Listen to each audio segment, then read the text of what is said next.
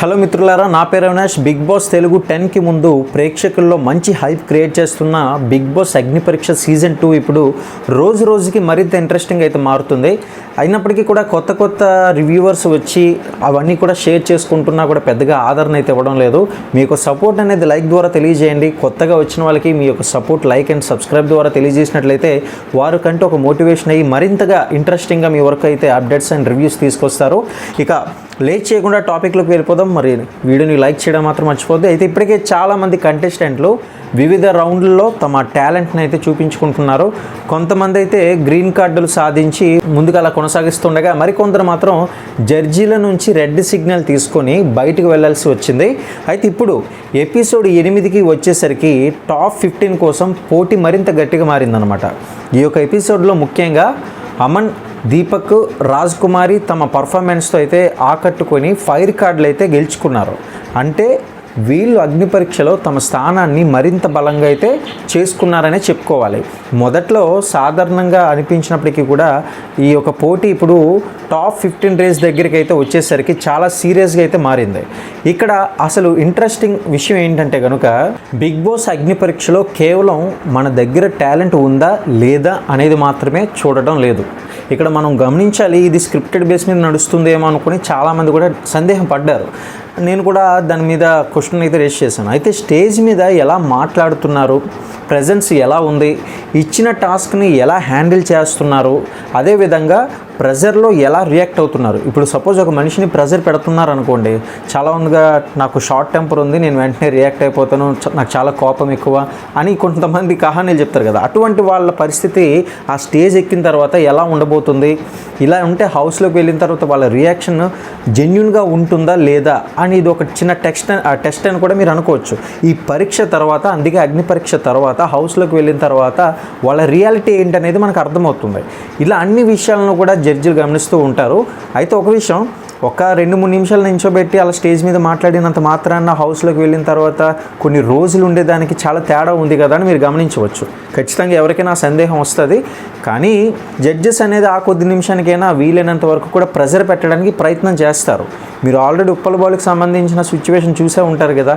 So అటువంటి పరిస్థితులు చూస్తూ ఉంటారనమాట. అయితే గత ఎపిసోడ్లో కూడా ఇదే తరహాలో కంటెస్టెంట్లను చాలా కఠినంగా పరీక్షించారు. ఇక ఈ యొక్క ఎపిసోడ్ అమన్ విషయానికి వస్తే కనుక తన పర్ఫార్మెన్స్తో జడ్జీలను ఇంప్రెస్ చేసే ఫైర్ కార్డ్ అయితే దక్కించుకోవడం అతనికి పెద్ద ప్లస్ పాయింట్గా మారింది. ఎందుకంటారా, ఈ యొక్క స్టేజ్ మీద చూసినట్లయితే కనుక ఒక్కసారి ఫైర్ కార్డులు రావడం అంటే తర్వాతి రౌండ్లు వెళ్ళే అవకాశం కూడా మరింత బలపడినట్లే కదా. మరి ఇప్పటికే టాప్ 15 రేస్లో పోటీ ఎక్కువగా ఉండడంతో ప్రతి కంటెస్టెంట్కి కూడా ఈ ఒక్క కార్డు చాలా ఇంపార్టెంట్. అందుకే నవదీప్ కూడా మనకి ప్రోమోలో కూడా చూసాం, మీరు కూడా ఇప్పటికే చూసి ఉంటారు. మరి ఆ ప్రోమోని ఫైర్ కార్డ్స్ అంటూ మనకు వచ్చింది ఒక కార్డ్స్. ఇటువంటివన్నీ కూడా టాస్క్లు ఆడుతూ గెలుచుకుంటూ ఉన్నారు. బెలూన్స్ అన్నీ కూడా ఎవరిది పేలకుండా ఉంటే వాళ్ళు ముందుకు వెళ్ళిపోయేటట్టుగా, పేలిపోయిన వాళ్ళు అవుట్ అయినట్లుగా సో ప్రోమోలో చూశారు కదా. అలాగే దీపక్ కూడా ఇప్పుడు తనదైన స్టైల్లో పర్ఫార్మెన్స్ చేసి ఫైర్ కార్డ్ అయితే సాధించాడు. ఇలాంటి రౌండ్లలో కేవలం ఓవర్ ఎనర్జీ చూపించడం కాకుండా ఇచ్చిన టాస్క్కి తగ్గట్లుగా పర్ఫార్మెన్స్ చేయడం అనేది చాలా ముఖ్యం. ఎంత ఇంట్రెస్టింగ్గా ఆడుతున్నారు అనేది మాత్రం చాలా ముఖ్యం అనమాట. టాస్క్లో ప్రతిదీ కూడా స్ట్రెంత్కి సంబంధించింది అవ్వదు కదా. ఇప్పుడు బిగ్ బాస్ హౌస్లోకి వెళ్ళిన తర్వాత ప్రతి ఒక్కరు కూడా నా ఎనర్జీ చూపిస్తాను, నా స్టామినా చూపిస్తాను అంటే సరిపోతుందా? కాదు కదా. మరి అలాంటిదే కొద్ది తెలివితేటలతో కూడా ఆడాల్సిన టాస్క్లు కూడా ఇస్తూ ఉన్నారు. ఇక దీపక్ అదే విషయంలో మంచి ఇంప్రెషన్ అయితే క్రియేట్ చేసినట్లుగా మనకి కనిపిస్తూ ఉంది.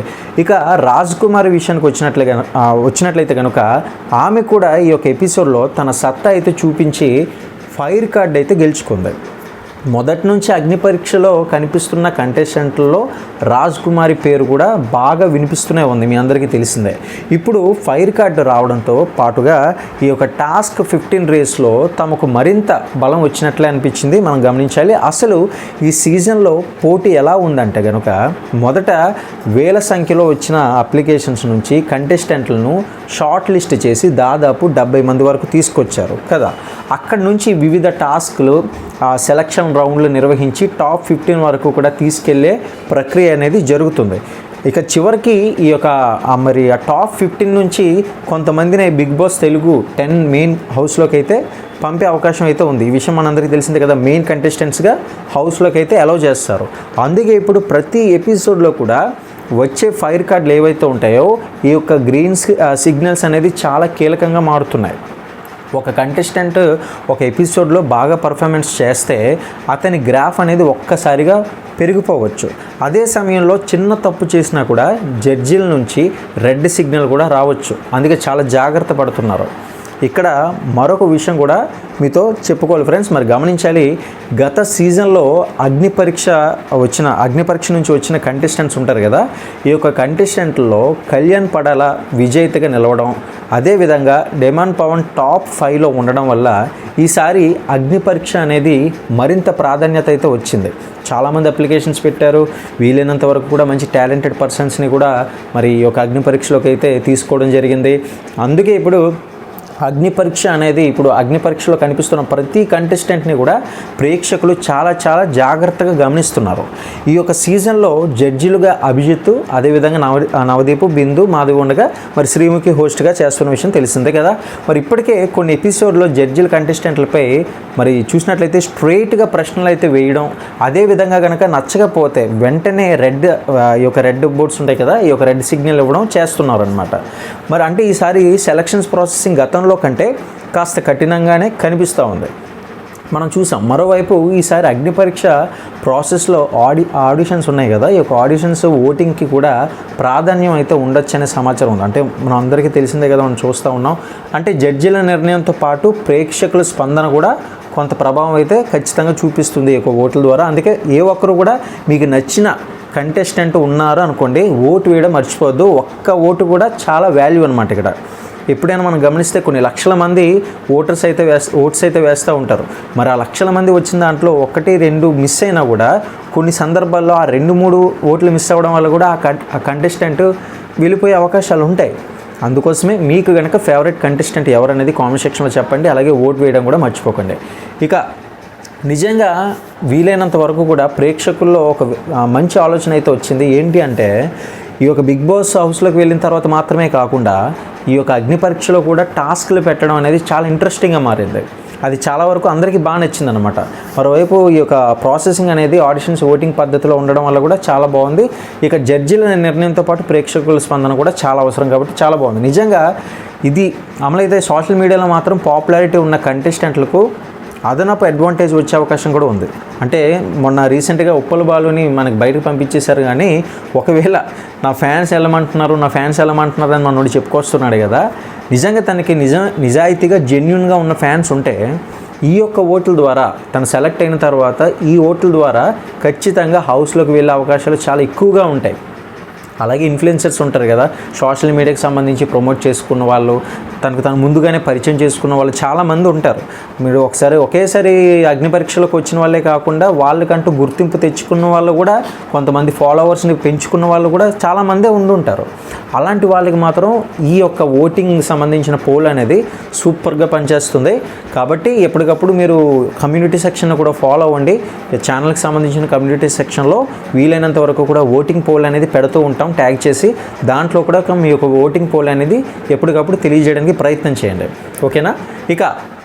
ఇక్కడ మరొక ట్విస్ట్ ఏంటంటే కనుక పాపులారిటీ ఒకటే సరిపోతుందా అంటే కనుక, లేక జడ్జిల నుంచి మెప్పించగల పర్ఫార్మెన్స్ కూడా అవసరమా అనేది ఇప్పుడు మనకు ఖచ్చితంగా తెలియాలి.